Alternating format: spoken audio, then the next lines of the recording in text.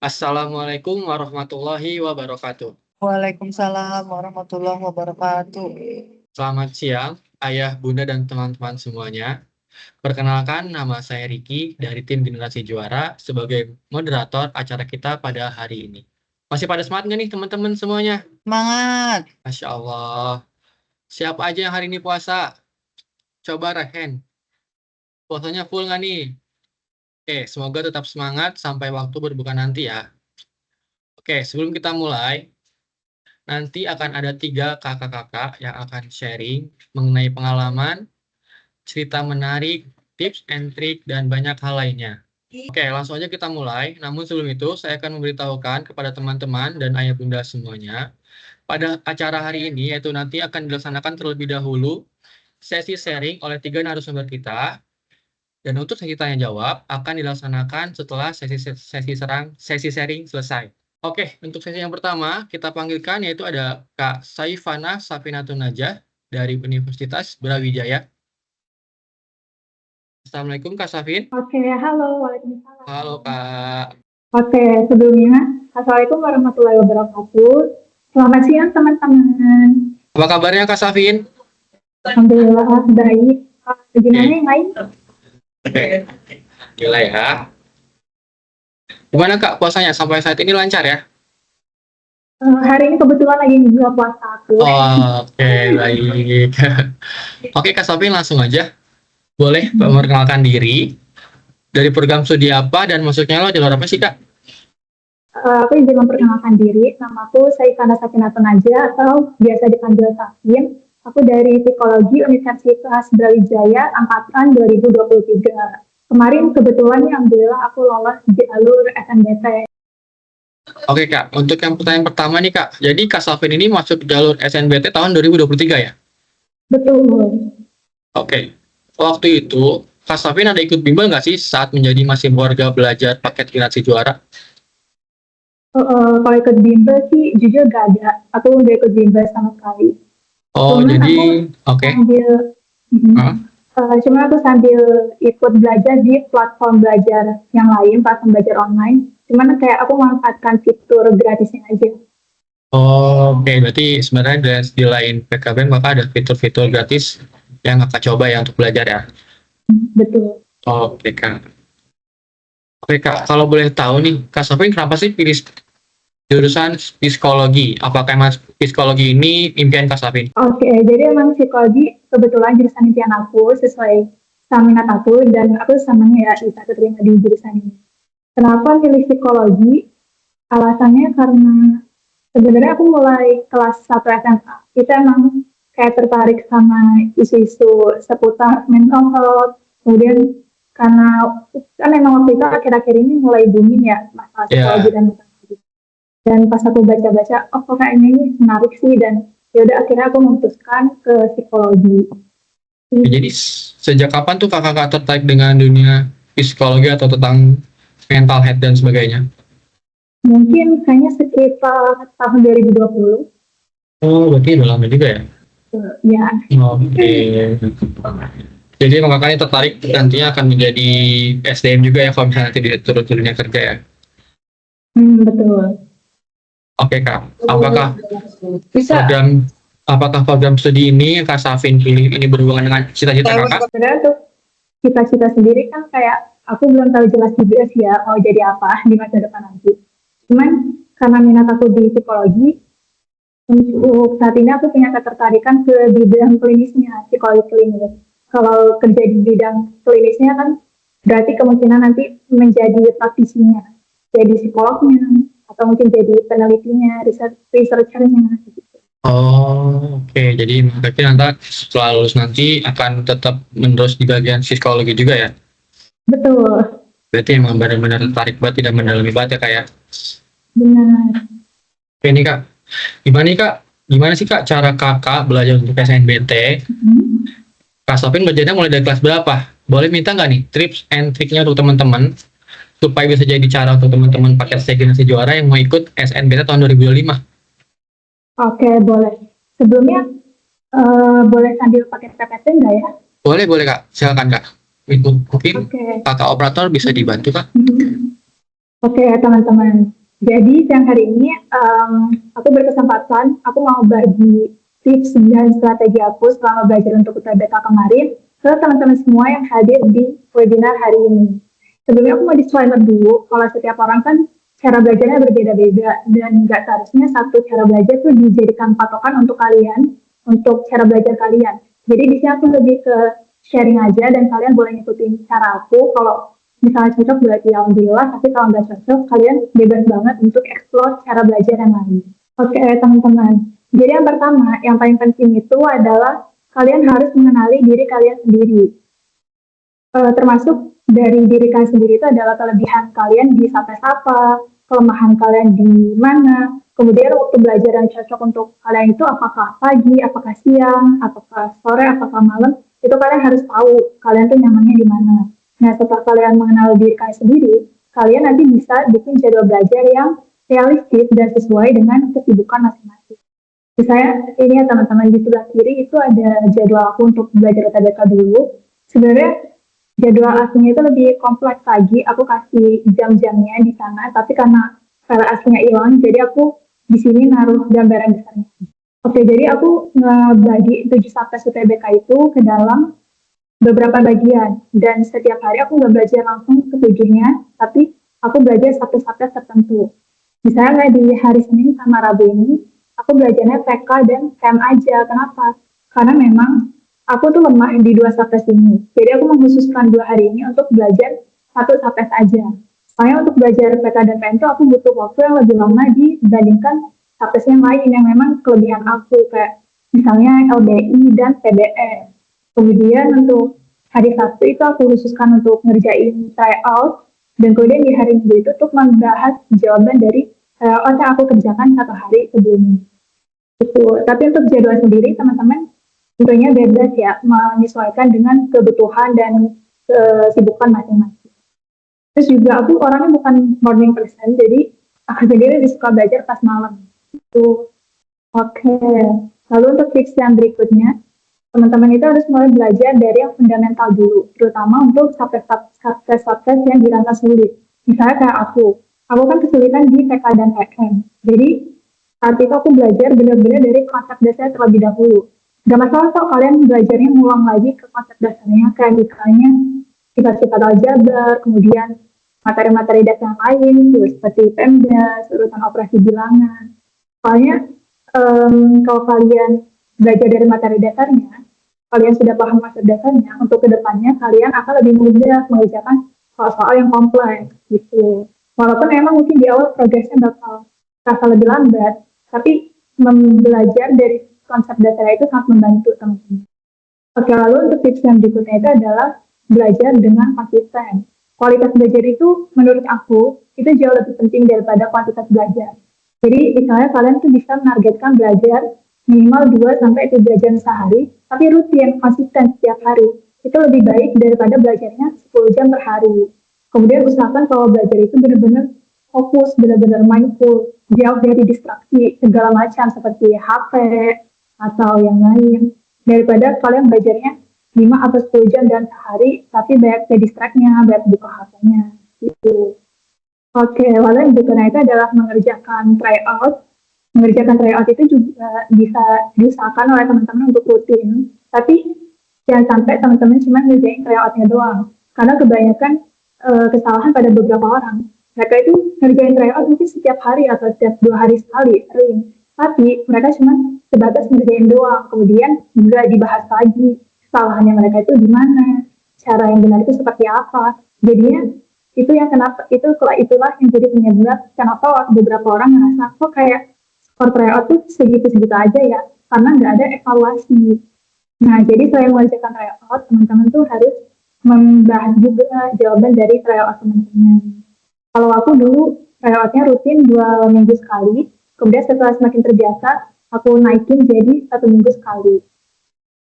Oke, lalu metode yang berikutnya itu adalah kalian cari cara belajar yang paling sesuai sama kalian, yang sesuai dengan tipe belajar kalian. Misalnya, kalian tuh tipe yang auditorika, visual atau mungkin gabungan keduanya, audio visual. Kalau aku kan tipenya audio visual. Jadi aku lebih suka dengerin materi itu sambil nonton video dari YouTube.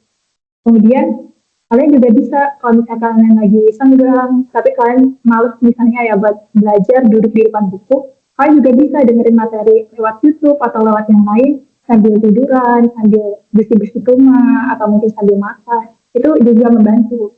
Cuman memang kalau sambil mengerjakan kegiatan yang lain seperti itu, pastikan materinya yang ringan-ringan aja. Oke teman-teman, kalau tadi itu kan lebih ke persiapan belajarnya ya, mulai dari materinya dan kemampuannya gimana. Nah, aku juga ada sedikit tips untuk teman-teman, gimana sih caranya menghadapi hari H UTBK itu. Nah, menurut aku tips mendekati hari H dan hari H UTBK itu nggak kalah penting daripada tips belajar. Jadi yang pertama adalah, jangan pas belajar, kalian jangan belajar terlalu keras ketika udah mendekati hari H UTBK. Jadi dulu aku begitu H-5 UTBK, aku udah stop belajar sama sekali. Aku istirahat, kemudian aku ngelakuin hal-hal yang menyenangkan, kayak refreshing, jalan-jalan sama keluarga, sama teman, beli makanan yang aku suka, berenang. Pokoknya aku mengistirahatkan otak aku dulu dan membuat diri aku senang, biar nanti saat ngerjain UTBK tuh bawaannya lebih ringan dan lebih happy aja.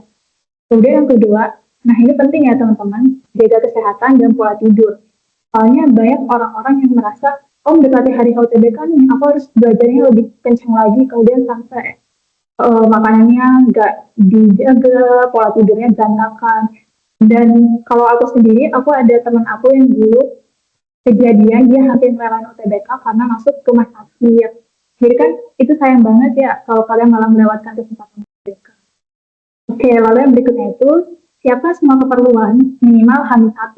Mulai dari keperluan berkas-berkas UTBK, kartu UTBK, tanda pengenal, surat keterangan lulus atau ijazah, itu harus kalian simpan yang rapi di dalam mak, dan kalian siapkan minimal banget itu H-1.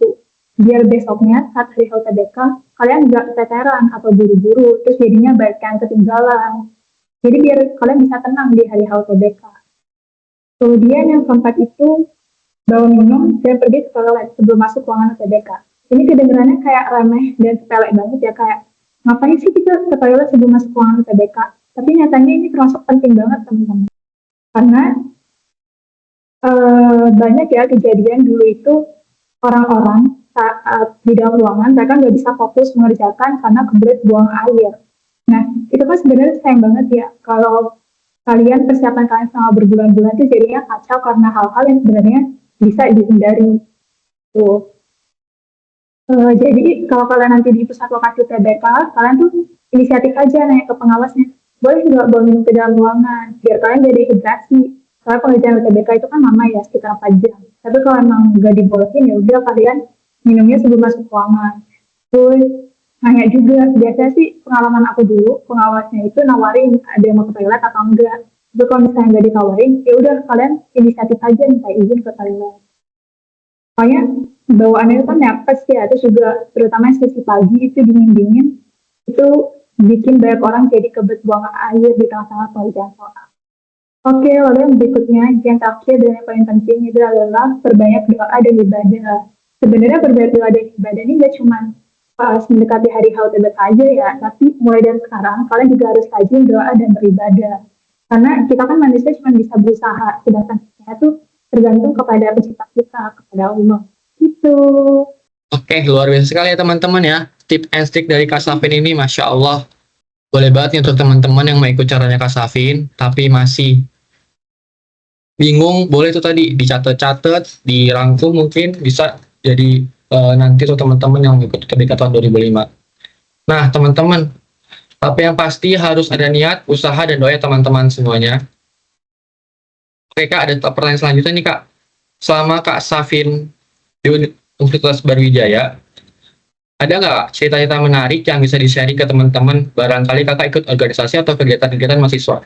Oke, mungkin kalau untuk cerita menarik, saat ini aku lumayan lagi sibuk ya teman-teman. Aku lagi ikut jadi asisten praktikum sama asisten penelitian dosen. Menurut aku yang seru adalah di bagian menjadi asisten penelitian dosen ini.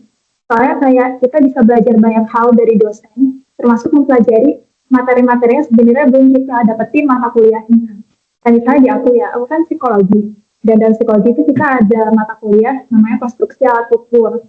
Kemudian konstruksi alat ukur ini sebenarnya baru akan didapetin di semester 5 nanti. Cuman karena aku udah tergabung di tim penelitian dosen, jadi aku bisa sambil sedikit-sedikit belajar gimana sih caranya membuat alat ukur itu. Dan itu menurut aku adalah kesempatan yang bagus.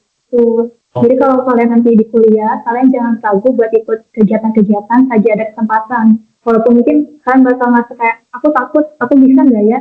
Ya pokoknya dicoba aja dulu. Yang penting kalian tuh ada keinginan untuk belajar.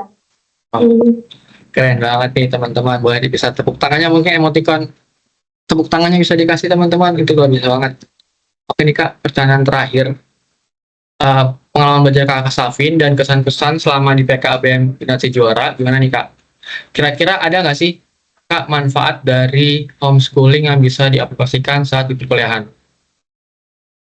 Oke, jadi kalau untuk pengalaman aku ya saat di PKBM Generasi Juara, menurut aku ini adalah homeschooling yang benar-benar sistematis gitu, terstruktur, mulai dari pengoperasian kelasnya dan lain-lain itu sangat terstruktur. Saya kelas aku udah kuliah, kebanyakan orang-orang itu kan nanya, kamu dulu di mana SMA-nya gitu? Oh aku homeschooling gitu. Kok kamu homeschooling gitu? Homeschooling namanya bisa ini ya, bisa lewat UTBK. Oh iya, pastinya bisa dong. Gitu. Terus menurut aku, ya di sini bedanya cuma sama sekolah yang lain adalah cuma kita belajarnya lewat online aja. Tapi untuk selebihnya di sini sama aja dan gak kalah bagus dari sekolah biasa. Mulai dari kelasnya, materinya, kemudian waktu itu juga pengalaman aku ya di sini juga ada persiapan untuk UTBK-nya dari guru-guru. Luar biasa sekali. Berarti emang di Generasi Juara ini emang ada menyediakan persiapan untuk memasuki UTBK atau mungkin SNBT ya? Benar, waktu itu ada. Oke, berarti emang paket lengkap banget ya. Oke, Masya Allah, Alhamdulillah. Terima kasih banyak Kak Safin atas sharingnya. Mungkin ada yang bertanya? Assalamualaikum. Waalaikumsalam, ya Ibu. Ya, saya mau bertanya ini Kak. Ya boleh Bu, silakan. Dengan Ibu siapa?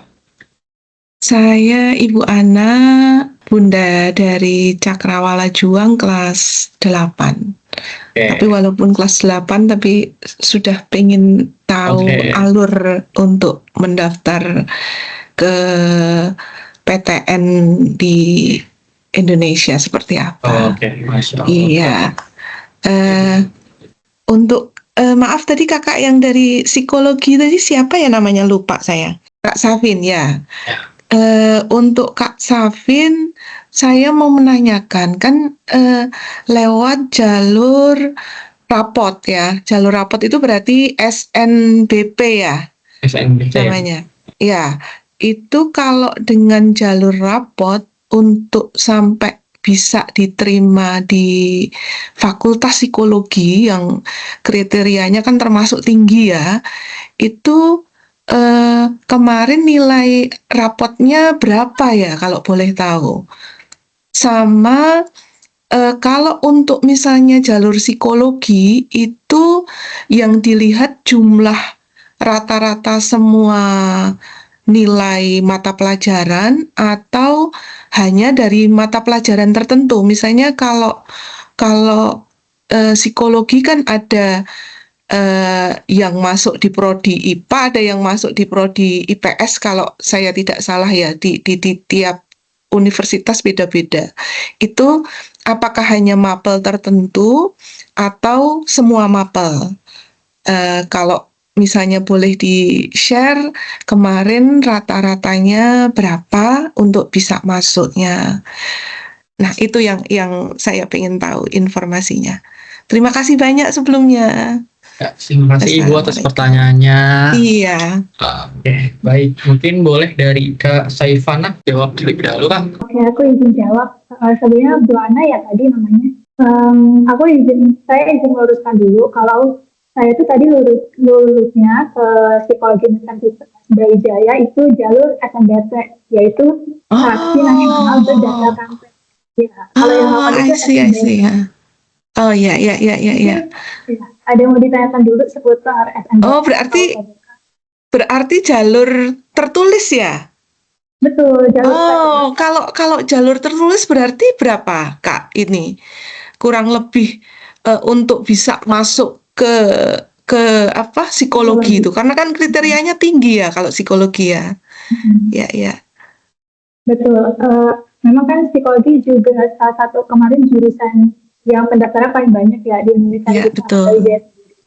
Kemarin rata-rata saya saat UTBK itu 2 tahun yang lalu sekitar 659. Oh, oke. 659. Oke, ya, bagus sekali. Untuk psikologi sendiri kalau di Brawijaya termasuk di IPS atau di IPA? Kalau di Brawijaya termasuknya ke rumput sosum IPS. Oh, oke. Baik. Terima kasih banyak. Ya. Sama. Iya. Terima kasih banyak Ibunda dari Cakrawala Juang Naruli ya. Iya, Kelas betul. 8. Iya. Bagaimana caranya mengatasi rasa malas dan kesulitan? Apa yang kakak hadapi? Oke, jadi untuk cara aku dalam menghadapi kemalasan, caranya itu adalah dengan aku ngembaliin lagi, aku merefleksikan lagi tujuanku sebenarnya ikut SNBT itu apa sih, tujuanku belajar itu apa. Kan aku mau ngejar ini ya, prodi impian aku yaitu psikologi, dan psikologi itu bisa dibilang saingannya banyak, peminatnya banyak, jadi aku gak boleh nyanyain waktu untuk malas-malasan. Aku harus belajar karena sama kayak Mahira, kesempatanku waktu itu bisa dibilang cuma SNBT aja. Soalnya tanggungan orang tua aku kan udah banyak ya, jadi kalau ikut lewat jalur lain kayak mandiri itu rasanya perlu duit banyak banget. Jadi waktu itu aku kayak berandai-andai, aku menganggap kalau SNBT itu satu-satunya jalan aku buat masuk ke PTN saat itu. Itu sama kayak Aiko tadi, caranya ada dengan self reward. Sama satu lagi kalau cara dari aku adalah aku cari komunitas yang sama-sama belajar. Waktu itu belajar untuk UTBK, komunitasnya lewat online aja. Jadi seenggaknya aku punya support system yang bisa aku ajak buat belajar bareng, buat cerita bareng, dan kalau ada temennya buat belajar bareng tuh rasanya lebih rajin aja sih, nggak males. Soalnya kita merasa ada temennya seperjuangan gitu dari aku. Oke, itu dia jawaban dari Kak Safin. Masya Allah, boleh beri tepuk tangan teman-teman semuanya. Oke, alhamdulillah sesi pertanyaannya sudah selesai dan semua perjawaban sudah terjawab semua. Dan sekarang mungkin kita akan memasuki sesi closing statement yang akan disampaikan oleh narasumber kita. Sebelum pertama mungkin yang akan menyampaikan closing statement-nya adalah Kak Safin. Kepada Kak Safin dipersilakan Kak. Oke, mungkin closing statement dari aku itu adalah perkataan yang pernah diucapkan sama ayah aku dulu sebelum aku ikut UTBK. Jadi waktu itu ayah aku bilang kalau kita udah hari UTBK, kita udah gak usah mikir apa-apa lagi. Maksudnya kemampuan kita sebagai manusia itu kan terbatas, sedangkan kuasa Tuhan kita, Allah itu nggak terbatas. Nah, jadi ketika kita udah ngelakuin segalanya, ya udah sisanya kita pasrahin aja gitu. Dan perkataan itu waktu itu ngebuat aku lebih tenang sih saat menjalankan UTBK. Oke, itu closing statement dari aku. Jadi untuk teman-teman jangan terlalu mengandalkan kemampuan diri sendiri. Kalian juga harus ingat ya kalau kita tuh punya Tuhan, punya Allah, seperti itu. Oke, itu dia luar biasa sekali. Dan saya juga terima kasih juga untuk teman-teman semuanya yang telah hadir. Pada teman-teman, ayah bunda, semoga bisa menjadi motivasi dan semangat teman-teman untuk menggapai impiannya masing-masing. Bismillah, semoga dilancarkan oleh Allah Subhanahu wa Ta'ala. Amin, amin, ya rabbal alamin. Oke, baik, sekian dari saya. Mungkin itu saja sesi sharing pada hari ini. Kurang lebihnya mohon maaf apabila ada tutur kata yang kurang berkenan di hati kakak-kakak dan ayah, bunda dan teman-teman serta semua yang hadir pada hari ini. Karena kesempurnaan itu datang dari Allah, dan apabila ada kesalahan itu datang dari diri saya sendiri. Terima kasih. Wassalamualaikum warahmatullahi wabarakatuh.